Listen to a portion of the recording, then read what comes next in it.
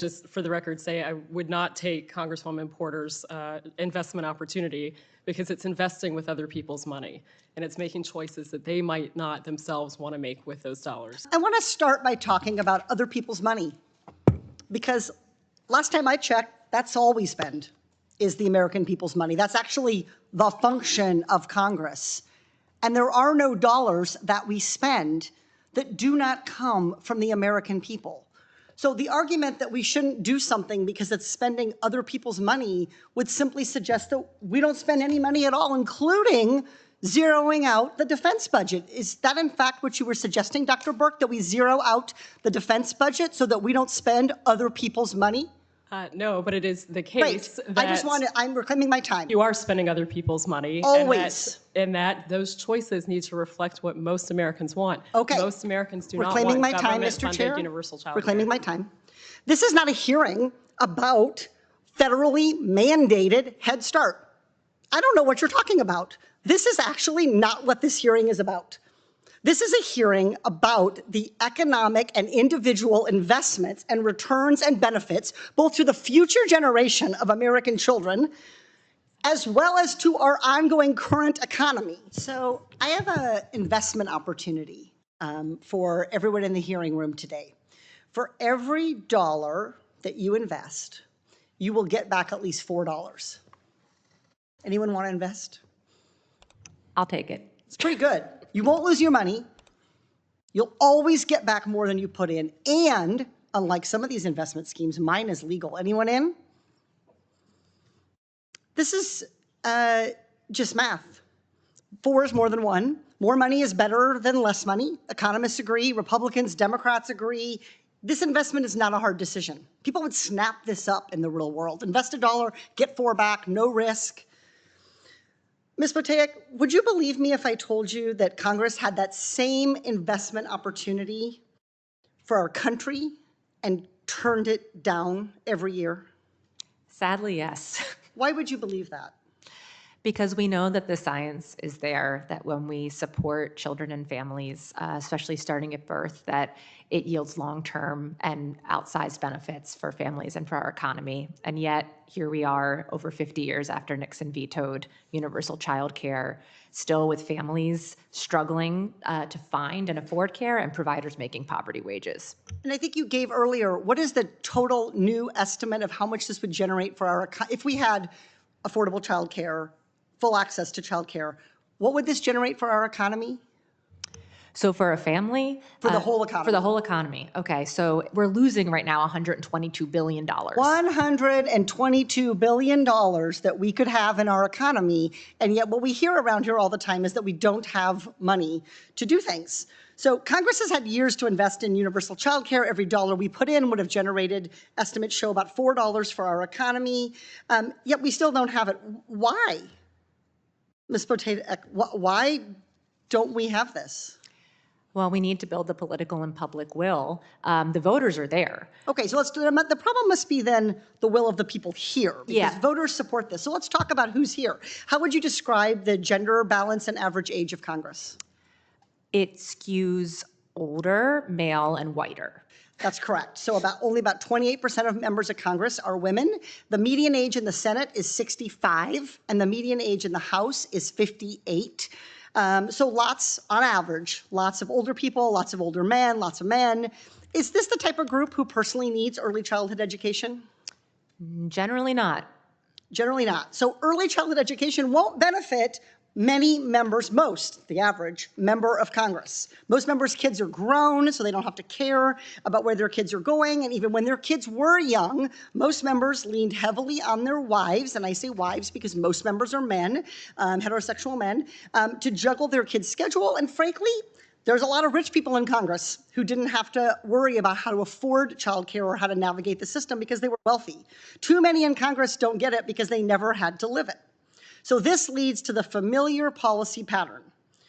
The older men collectively, that's our Congress, not to take away from any individual champions, including Representative Beyer and Senator Heinrich, but the collective body of older, richer men in Congress overinvest in things they understand, like the Pentagon, and they underinvest in things like early childhood education that don't personally benefit them, maybe don't even make sense to them, and maybe do not reflect how they lived their lives, even if they are big problems for the majority of Americans.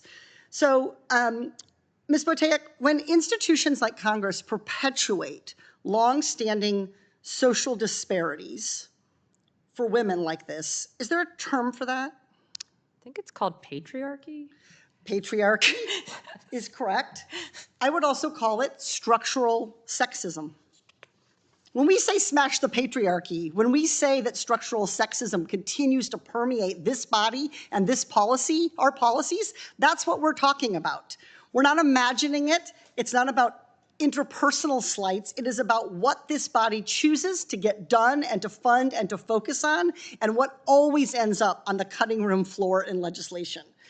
Structural sexism is an age-old story. It's not going to go away by itself. It's going to go away because we make it go away. When we stop undervaluing the work of Black and brown women, or the majority of childcare workers, when we start recognizing that women can and must contribute to our economy if we're going to have a globally competitive economy.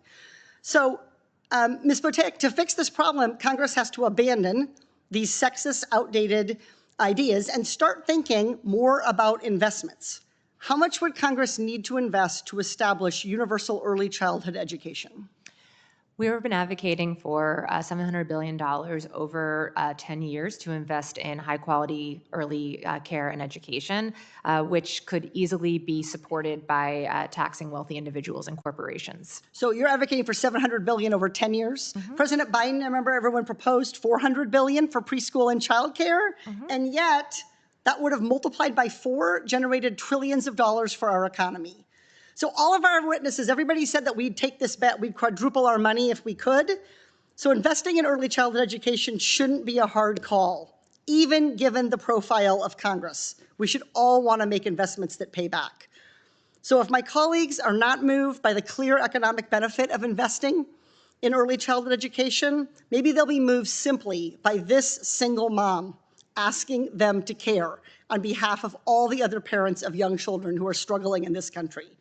I implore Congress to invest in childcare workers, and early childhood education. I want to just sort of start, do you think it's an accurate characterization to say that those with professional degrees are much, much more biased towards those family care models that depend on 2 earners at home and outsourcing childcare, whereas working class Americans have a much stronger preference for at least part of the time one of the parents or some other relative being able to care for the child at home? Is that an accurate characterization of public I opinion? think that's generally the case.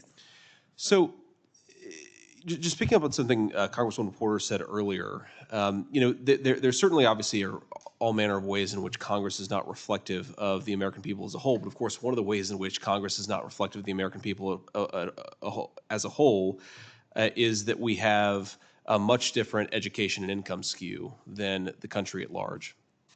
And I guess one thing I'm sort of wondering is, has anybody talked about, just take the Head Start program, okay? We're obviously spend close to $1 trillion in this country on early childhood care. We have a lot of my colleagues, especially on my side of the aisle, tend to support what's called school choice, where you give families different options. And I wonder if there have been any significant proposals in your mind, any credible proposals in your mind, that would actually extend the choice model a little bit more broadly. And so, say for example, you're a professionally educated or working class person, and you would like to have every adult in the household working outside the home, and you would like to have childcare paid for by people outside the home. That's one model. But another model is, and in fact, I think the preference of most Americans actually fits in with this model, is if you're a mom or a dad, maybe you spend a few years at least working part-time, so you spend more time at home with the kids, and then you re-enter the market workforce at some point later. And obviously that was more true of women 50 years ago. It's increasingly true of men and women today. But I'm sort of curious, have you thought of any school choice-like proposals that would not foist the professional class preference on everybody, but would actually give people some choices for how they care for their children during those formative years? Well, thank you for those questions. And if I could just, for the record, say I would not take Congresswoman Porter's investment opportunity because it's investing with other people's money and it's making choices that they might not themselves want to make with those dollars. So There are lots of ways that we could deliver this. Like Representative Byer, I have had lots of different kinds of arrangements. Universal, to quote what Ms. Boteach said, doesn't mean the same. Universal means that the funding, the outcome, the choice is there and available. If we had universal health care in this country, and we don't, some people might choose to go get a colonoscopy every year, and a lot of people won't. It's the same thing with childcare. I personally have had my children in big corporate care. I have had them hourly in-home, part-time. I have had full-time live-in. I have been in a family-owned small business, and I have had in-home family-based care. All of it. And you know what it all was?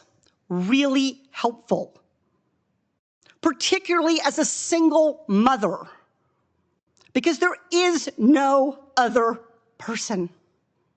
Senator Vance's hypothetical says that one parent might prefer to stay home.